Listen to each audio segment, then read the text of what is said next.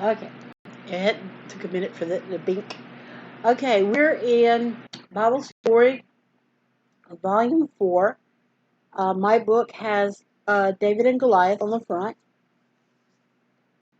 We are in Part 3, Story 10, The Queen of Sheba. Some of you, if you're in a history buff like me, this is, you'll know. But let me get to the story. It probably sounds a little bit better whenever I do it that way. Okay? As news of Solomon's wealth and wisdom spread abroad, and more kings and rulers came to visit him, all the earth sought to Solomon to hear his wisdom, which God had put in his heart. And they brought every man his presents, vessels of silver and vessels of gold, and garments and armor and spices, horses, mules, a rate year by year. All the kings of Arabia, that's what it said, and governors of the country brought gold and silver to Solomon. And as each visitor brought some rich present, Solomon grew richer and richer. The gold that came from him in one year weighed, it's got that funny number that most religious people don't like, but I'm going to say it anyway. 666 talents, a very large sum of money. See, it's not really a bad number. Besides what come to him from the merchantmen and the traffic, and the traffic has the K in it, of spice merchants. To increase his wealth still further, he built 2 fleets, one on the Red Sea to bring gold from the land of Ophir, and one on the Mediterranean Sea to trade with lands to the west. So they still had, but they weren't big yet, what they became. Okay? Once in 3 years, these ships came home, bringing gold, silver, ivory, and apes and peacocks. Oh, peacocks. He had 1,400 chariots and 12,000 horsemen, and he made silver as common as stone in Jerusalem. With some of his wealth, Solomon built a great throne of ivory and overlaid it with the best gold.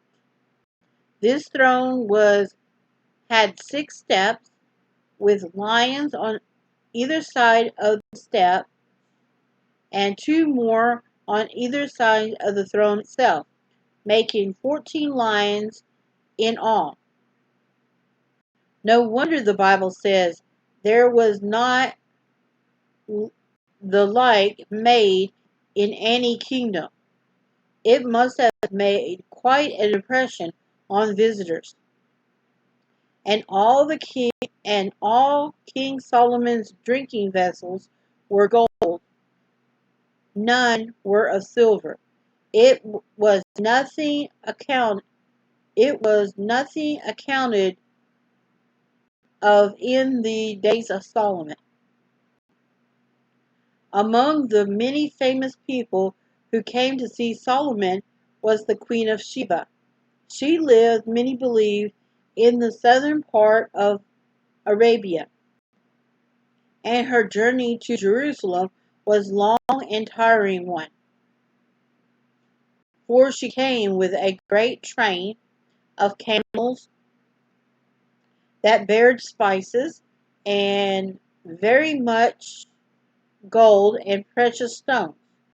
She must have been a very wise woman herself, for she was eager for more knowledge, and having heard of the fame of Solomon, came to prove him with hard questions. Oh, yeah. Okay. The Bible said, the Bible does not tell us what her questions were about, only that Solomon answered them all and so made her very happy. No doubt she, too, walked up the 6 steps of the magnificent gold and ivory throne between the 12 lions, for when she had seen all Solomon's wisdom, and the house that he had built, and the meat on his table, and the sitting of his servants, and the attendance of his ministers, and all their, and then it stops for a second. And we do have a beautiful painting by Herbert Rudin, and I'm going to show you.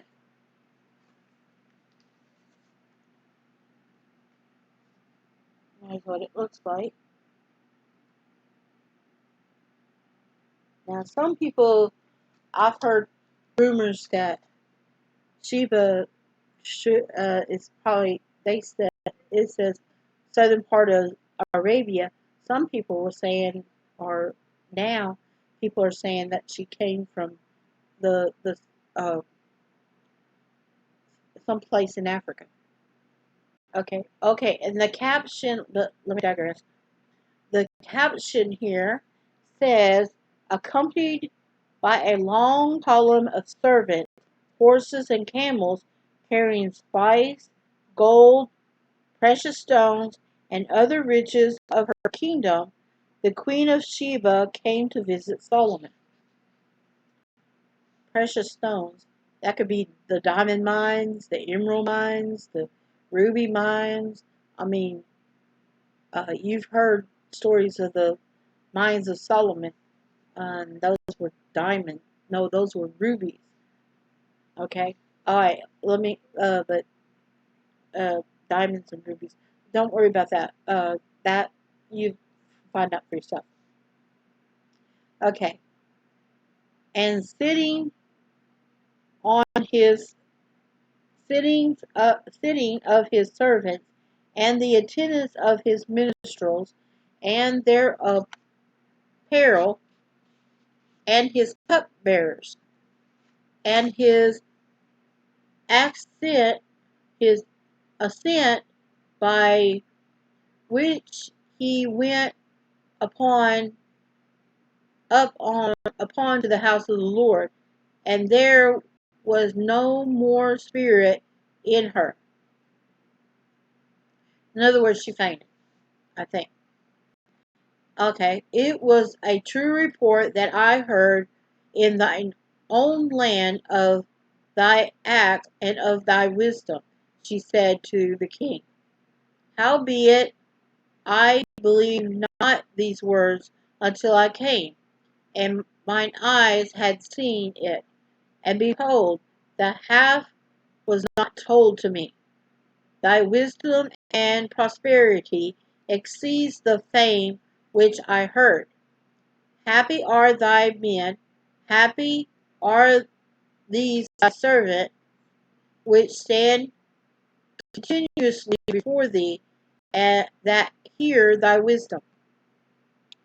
Then, as she added these words of praise to Solomon's God, giving him the glory for all that she had seen and heard, blessed be the Lord thy God, which delighteth in thee to set thee on the throne of Israel, because the Lord loved Israel forever. Therefore make he thee king to do judgment and justice. Then she gave Solomon 120 talents of gold, and of spices very very great store, and precious stones. There came no more such abundance of spice as these which the Queen of Sheba gave to King Solomon.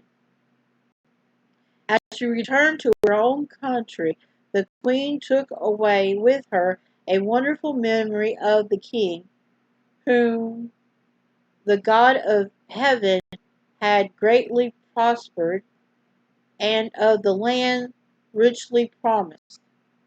If only Solomon had continued to witness for his God like this, how much good he might have done. How many kings and queens might have learned of God's goodness and love.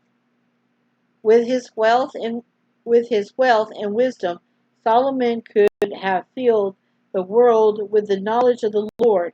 At last, it did not he did not do so. The world's wisest man was one of God's worst disappointments. And then it has a picture of her looking at Sheba, looking at Jerusalem down at the bottom.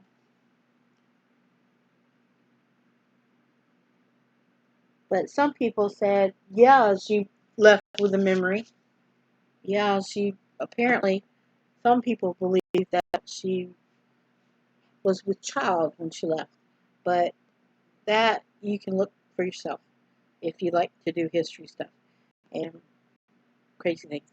All right, that was the end of part 3, story 10. I'm going to stop and then we're going to start the next story here in a second. And I'll see you in a minute.